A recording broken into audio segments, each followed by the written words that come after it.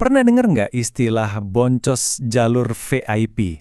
Kedengarannya emang dramatis ya, tapi percaya deh, buat banyak banget orang, ini tuh kenyataan pahit tiap akhir bulan.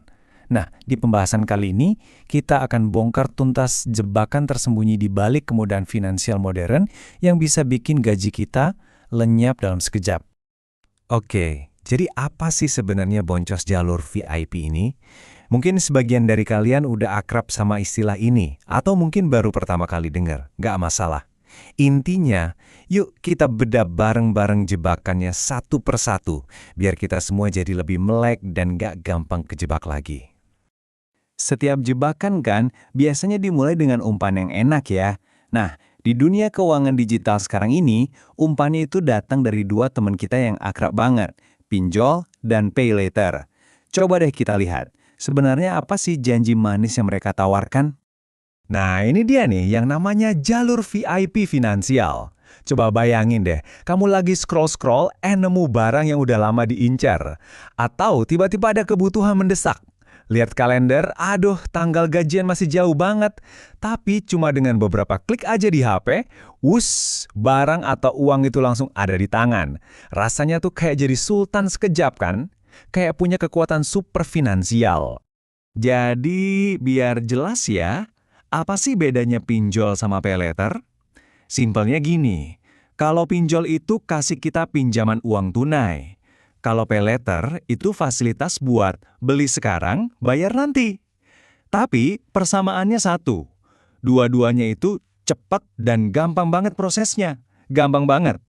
Nah, disinilah ceritanya mulai jadi agak gelap.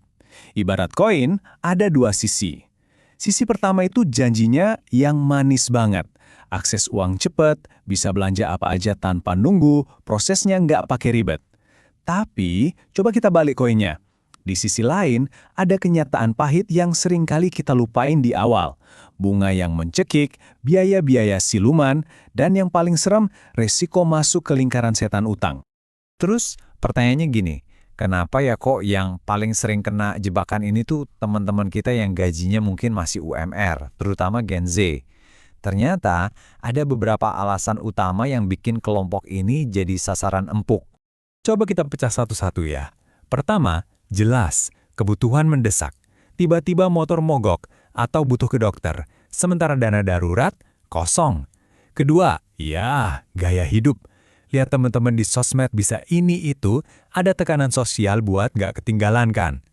Ketiga, akses ke kredit formal itu susah.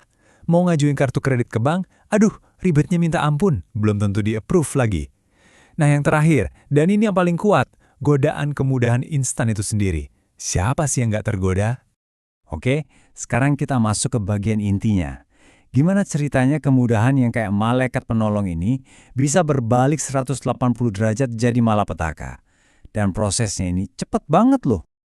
Siklusnya tuh gini, biasanya dimulai dari hal kecil.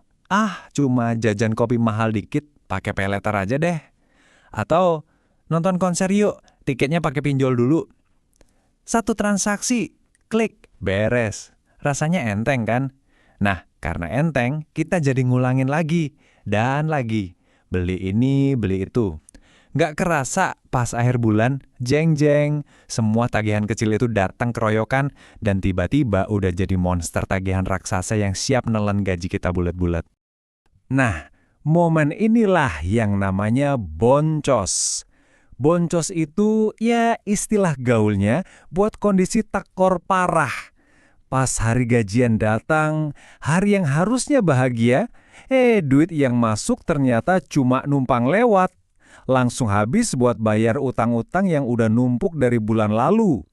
1 detik. Kenapa bisa cuma 1 detik? Gini, coba bayangin notif gajian masuk ke HP. Ting, gaji Anda telah ditransfer. Seneng kan?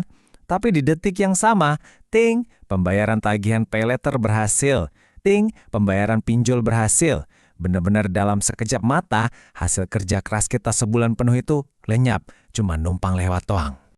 Kutipan ini benar-benar nusuk ya, ironis banget.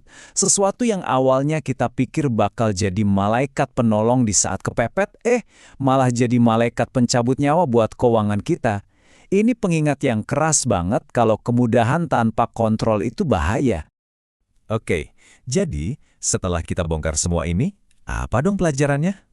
Ada satu hal super penting yang harus kita tanamkan di kepala setiap kali jari kita udah gatel mau ngeklik tombol bayar sekarang atau ajukan pinjaman. Dan pertanyaannya cuma satu nih, sebelum kamu klik check out, coba deh berhenti sebentar. Tarik nafas, terus tanya ke diri sendiri, kesenangan yang gue dapat hari ini sepadan gak sih sama pusingnya bayar tagihan besok?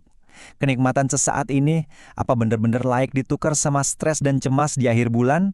Jawabannya ada di diri kamu sendiri. Jadi, selalu pikirkan dulu sebelum klik.